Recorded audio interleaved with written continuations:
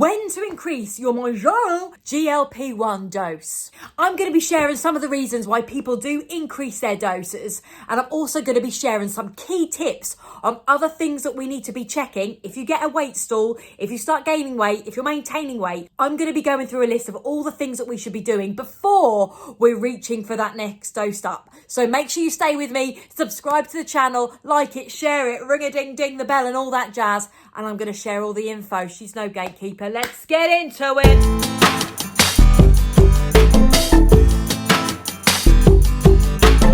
Hello Mounjaro Munchers. For anybody that doesn't know me, my name's Lauren. I've been on Mounjaro GLP1 now I'm into my 4th month, and I've lost 2.5 stone in that time. Now, all in total in the past year on my on my wellness and my weight loss journey in this past year, I've lost 90 pounds altogether in this last year.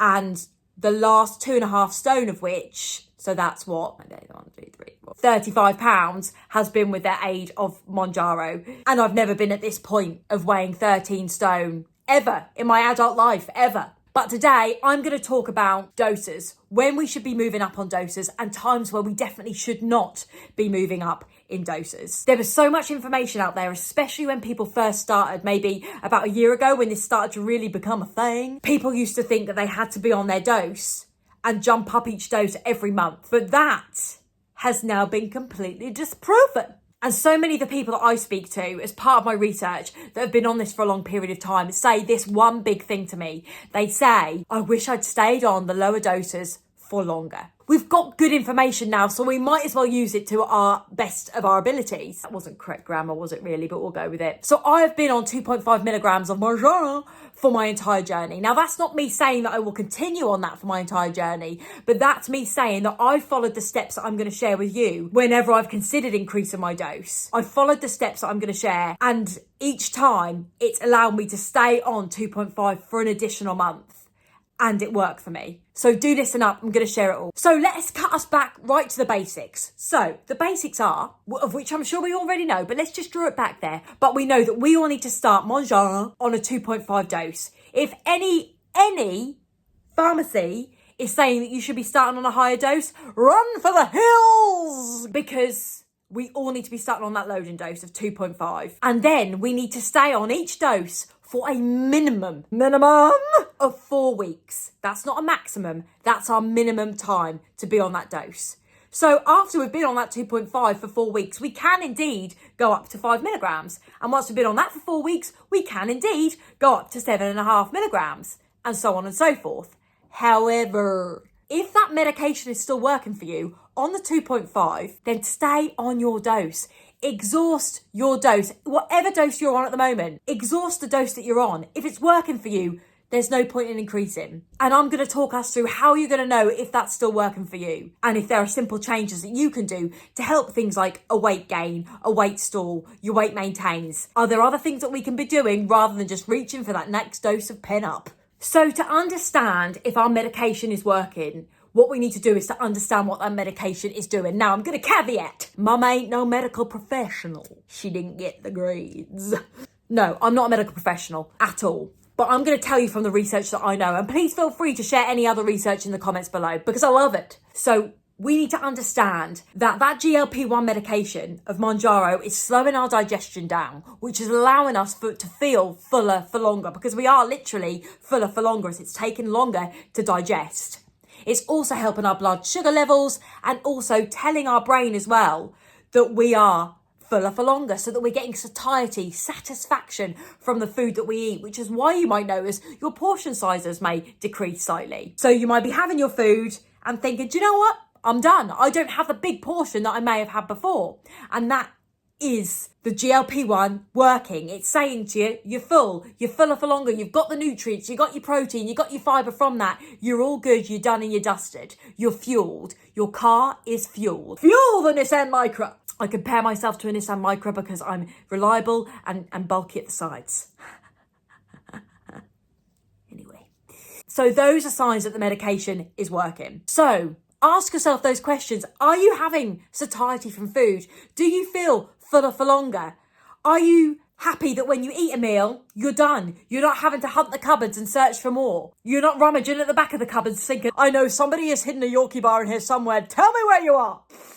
I can smell you in here, little cakeys. If you're not having to do that, then that does suggest that the medication itself is actually working, which in turn would suggest that you staying on that dose might be exactly the very right thing for you to do. So let's have a little look and a little dig into why some people increase their doses. And let's try and talk through the difference between why those reasons may need you to help, why those reasons may need you to increase your dose, and why those reasons may need you to check other vital things. And again, I'm going to tell you those vital things as we move on. So people often say to me, Lauren, I'm going to increase my dose. I'm not losing any weight. I'm maintaining all the time and nothing's working for me. So this is exactly when I will say to that person, check these things first before you decide to increase your dose. Are you eating in a calorie deficit? So we all need to be in a calorie deficit to make sure that we are working with the tool of Mounjaro. And that can be quite a misconception as well, that the Mounjaro itself will do the job for us, but we actually have to be still eating in that calorie deficit to make it all work. So check, are you in your calorie deficit? Now I use what's called a TDEE calculator. I use a James Smith TDEE. There's a lot of E's on that. James Smith TDEE calculator. I will link it down below as well. But for that one, again, you put your age, your weight, your height, your gender, your activity level, and it will tell you the amount of calories you should be consuming. Now, sometimes when we move on in the journey a little bit, we can do one or two things. We either decide that we're not really going to count our calories anymore. And I'm talking about all your calories. I'm talking about your oil, your butter, your milk, all those little bits and bobs, those tangerines that you think, that's a tangerine, it's just water and a bit of orange, just not going to have much. 73 calories in that little sod, I'll tell you that. Are we actually tracking all of those things? Because if we're not, before we know it, we could have consumed a lot more than we expected. So maybe it's worth having a week where you get yourself fully tracked again. Use something like MyFitnessPal where you can just track free your calories just to make sure that you've got the knowledge of what you're having. Or the opposite can indeed be happening. Sometimes we think we're not losing, we're maintaining, we're stalling. So then people decide to not eat. I'm locking it up, sisters. Ain't nothing getting in these cheek holes. And again, that does the opposite effect. We need fuel. We need to be fueling our body, because without that fuel, that metabolism is just going to slow right down, which means we're just not going to be burning anything because it's holding on to anything, thinking we don't know when we're going to eat again. Hold on to all the cargo, everyone. She's starving us. So keep that food going in, keep those calories going in to keep that metabolism burning. Otherwise, we do find everything in ourselves just slows down a little bit. And indeed, when we start eating normally again, which we inevitably will, it can then make it a little bit harder for that weight to get going again. So check the calorie deficit, that you're eating enough and you're staying within the deficit. Are those things checked? Second thing that I need you to check before you reach to go up a dose. Are you still having enough water? It's another thing that I started to get really slack on. But are you getting your 2 to 3 litres of water a day? I've always got Bertha next to me. Beefy Bertha. She's my 2 litre water bottle and I keep her with me at all times. Time for a slurp. Refreshing. But are you getting that 2 to 3 litres of water in? Because it really does help in a weight loss journey. I don't know the science behind it, but I know it does. Because on the weeks where I stopped getting that water in, I really did notice a difference on the scales. And indeed, in my overall wellness, I really noticed that difference. So check yourself. Are you still getting that water in? Another thing that can help stalls or your maintains is shifting up something about your eating times. Again, I will caveat this. I'm not a medical professional in any way, shape or form. I can only tell you my experience. And in my experience, I've found that when I've given myself a fasting window, that has helped me shift things up a bit. It's helped my body go, what's she doing? We need to start burning something because she's doing something weird up and over here. So sometimes I'll decide to eat between the hours of 12 p.m. and 6 p.m. I'll still make sure all my calories are in. So I'm not reducing my calories. I'm just changing the hours of which I'm deciding to eat those calories in. And sometimes me doing that for a week or just a couple of days has really helped shift things up a little bit in the body. Another thing that you could check to really help you on stalls, maintains, gains, anything like that. Is there any other kind of movement that you could be doing, that you could be increasing, that you could be changing? Again, shifting that body to make that body go, she's changed something. Anything that you can do to increase that, if you've got the ability to do so. Doesn't mean just doing an extra lap of the office at work. Doesn't mean taking the stairs at work. Doesn't mean going out for an extra walk at the weekend. Doesn't mean doing some arm workouts. Don't know what that is. If you've got the ability to increase that movement or something for that week, just to shift that body up again, have a go, see what happens. So to summarise quickly, if you're getting those stalls, those maintains, those gains, rather than reaching up the doses, check first of all, are you in your calorie deficit? Are you drinking enough water? And are you seeing if there's any additional exercise that you can do? And potentially introduce any kind of fasting window. The last thing that you also is really handy to check if you're getting those maintains in the stalls is to look at the kind of foods that you are eating. Are you still focused on that protein and on that fibre? Because again, we can be eating in a calorie deficit, but be eating things like the donuts, the breads, and all of those things that are going to hang on and are going to cause that weight gain. Things with a lot of sodium will also cause that weight gain. Can I just, again, caveat, I'm not a medical professional or a scientific person before you want to come at me and say, that doesn't actually happen, blah, blah, blah. But I'm telling you again, my journey, this is what's worked for me. I've checked what I've been eating. If I've been eating things with a lot of sodium or it's been particularly carby, I've drawn that back, even though it's been in my calorie deficit. And again, that has helped because it is also about fueling your body with that right food. So that protein, that fibre keeps everything regular as well. So check those things before you decide to go up a dose, because it might be that changing one of those or checking one of those sees those scales moving again. Another element that's also worth noting is how is your sleeping being?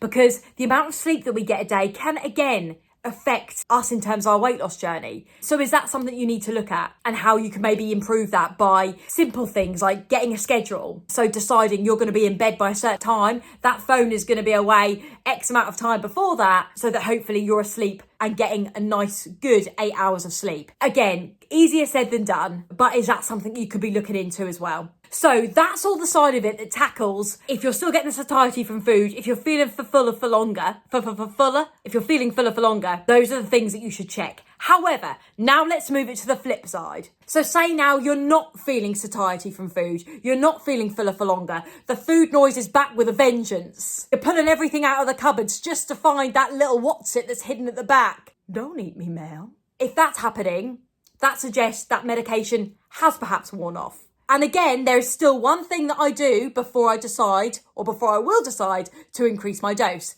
And this is it. On my week 7 and 8, that food noise came back. It came back. I ate 5 bars back to back. I was face down, arse up in everything. Biscuits, bread, McNuggets. I had the lot. It suggested to me that medication had worn off and was at the point where I thought, right, I'm going to increase to 5 milligrams because it's clearly stopped working for me. But I did one thing first, and that one thing was I changed my injection sites. So I had been a tummy jabber for 8 weeks. And I know there's no scientific proof that moving your injection sites does anything whatsoever. However, it worked for Mama Bear. Even if it's a placebo effect, I don't care, it worked. So I changed up and instead I moved to my thigh. I was back on track. And then after that week, I went back to my tummy and again, I felt great. So I am actually a massive advocate for moving those injection sites around. Obviously, we've got our tummy, our thigh, and our arm as well. And I know our arm can be difficult to do it alone, so it might well be that you can get someone to help you with that one. But I will just caveat as well, with any of your injections, do make sure, if you're not sure how to do it, have a little look at your leaflet so that you know exactly how to do that in a safe way. But moving those injection sites really did help me. Now, if I got to the point where I'd moved that injection site, that hunger was back, I checked all of the things that I'd spoken about. My calorie deficit was right, my water was right, my protein was in, my fibre was in, my exercise was there, if I could do it. My sleeping was okay, but I still had the food noise like a crazy, crazy beast. I wasn't feeling the satiety from food anymore, and I had to change my injection sites. If none of that had worked, that is indeed when I would increase my dose. And that is the only time I will increase my dose. I will only increase it when I have zero satiety from food anymore, I'm not feeling fuller for longer, and the food noise is back with a vengeance. That is when I will increase my dose. I really, really hope this video has helped you in some way, shape or form, because there's so many question marks, isn't there, about when should I do it? I don't want to waste another month on a dose. It's not going to work for me. A big thing I'll always say is speak to your provider as well. I have a provider, I'm with a provider Voy, who provide me with one-to-one coaching. They provide me with a clinician team, an incredible customer service team. So I get an awful lot of support from them. If you're interested in them, please do click the link on my bio as well. Go and via that link. It means you get a very special reward from them as well on your first month. So do that. If that's something you're interested in, getting that one-to-one coaching and that support. This is for the UK only. Please let me know if there's anything that I've missed out at all. Give us a shout out in the comments below how you've been doing on the different doses, how long you've managed to stay on different doses, and if you found that there's been a certain dose for you, because indeed some people say 2.5 has been great for me, some people say 5 has been the brilliant one, some people say 7.5 and onwards. Some people are able to stay on one dose for a longer amount of time. But the main message from this video is please do exhaust your doses, not only from a health point of view, but from a monetary point of view as well. Make sure you're getting the most of the dose that you're on. The most from your dose. I thought it was going to rhyme, it didn't rhyme as much as I wanted to. But this is a slightly shorter video than I've done normally. If you haven't checked out my other videos before, do have a little look. I will link them at the end of this video as well, so you can have a little check. I tell you the 5 do's and don'ts on Mounjaro. I also tell you how I lost my first 90 pounds in this last year. Please do subscribe. Keep with me on this channel. I really, really love to hear about all of your journeys. So please write and comment down below so we can build this gorgeous community of support up around us. And if there's anything specific that you would love me to do a video on, or you think it would be great to have some further information on, let me know and I will endeavour to go for it. Have a gorgeous week, everyone. Love you lots. Munchers!